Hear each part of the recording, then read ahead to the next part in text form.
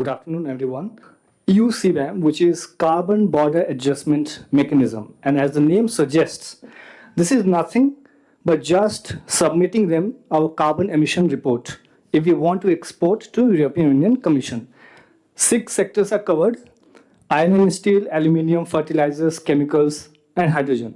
So any product that is made of primarily iron and steel, because we are the second largest producer, and we export close to 30 to 40% of our total export to European Union Commission.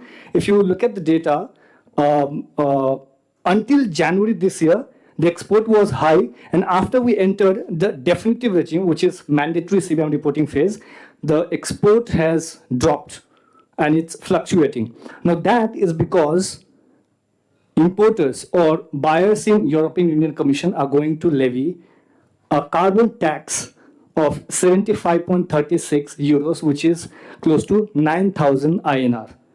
This is just for the first quarter until April 30. Now this will keep increasing, and this is for per ton. Now I have 3 examples because I want to prove with my case study and practical experience how it is impacting not just the industries but other related sectors and players, and also people sitting here in the hall, even though you are not part of iron and steel. Without naming, so there is a wire company which is located in Delhi NCR, and they export about 203 ton of live wire, stainless wire to the European Union Commission, and the shipment was actually stopped close to 7 to 8 months ago. And they only came to know about CBAM when the shipment was stopped at the customs border, when the European buyers asked them, where's your CBAM report? Because if you do not give me the numbers or the emission numbers of your export to the European Union Commission, I will not allow the entry of this particular product. Now that involved a lot of money, financial impact. Then they reached out to us. They said, we want CBAM to be done. Why reached out to us? Because we are CBAM first, and we only focus on CBAM in India. We have all the major players. We do not touch on any other policies. So we have expertise, the real practical expertise.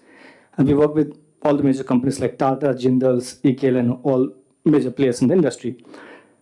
Now we have done this CBAM reporting. We asked for 3 types of data. And I'm trying to simplify. It's not as simple as I'm trying to talk about. Direct emissions, the emissions that take place at the facility level.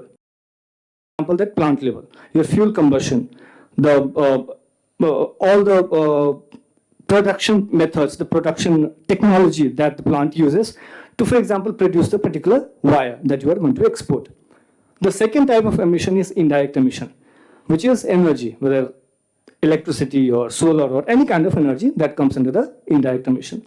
Then comes, and which is the most challenging part, which is precursors detail. Precursors are nothing but the raw material data. Any raw material data that you get to maybe manufacture this particular pen, which is made of steel. Now, the biggest challenge here is not to just gather the emission numbers at the facility level, but to get data from your suppliers. Now, why is this the biggest challenge? Because we know Indian MSME is not as green as we think it is. It does not have the capacity. These are small players. When you go and tell them about sustainability, the first thing they will ask is, what is the immediate financial gain that I'm going to get? They're not the big players. They do not have money for R&D. They're going to look at immediate profit because they have to be sustainable. And they do not have data collection facility. Now that is a big challenge because CBAM asks you not any vague data. It asks you specific embedded emissions data. For example, I'm getting iron ore or any kind of raw material data to produce the wire. For that data, they will ask you direct emissions from the precursors also. Now, direct emissions from the precursors, which means third-party supplier, it is rarely available. And they also have to give emission numbers of indirect emissions. Not my indirect emissions, but the precursors emissions. All these data points are gathered, and then you use them to calculate your carbon tax. Until January this year, they said they will also take into account direct emissions and indirect emissions of the precursors. Now they're saying they will only consider mostly direct emissions of the main exporter. Even then, even if the particular wire company is not producing or is not emitting as much as which can break the limit of being implied under the carbon tax, it is getting increased because your supplier or the third party is not giving you proper data, and that's why you are using maybe default values, which are much, much, much higher than you can imagine and which are under the actual emission numbers. And that is how you can imagine 200-ton export, which is just a base, it's not a very big number, and per ton tax is 9,000. It will be in crores. And this is just a small player. I'll give one more example. Now, this is again a company from Delhi NCR. It's a very, very big player. It has close to 100 suppliers. It's MNC. And it supplies tractor parts to European Union commissions. Now here, if you see, the difference is it does not have its installation emissions because it just gets the products without even much processing, it just exports. It's like an intermediary. The problem here is you find it very difficult to explain to those third-party suppliers who know very little about sustainability. Close to 1% only knows about CBAM, which is very technical.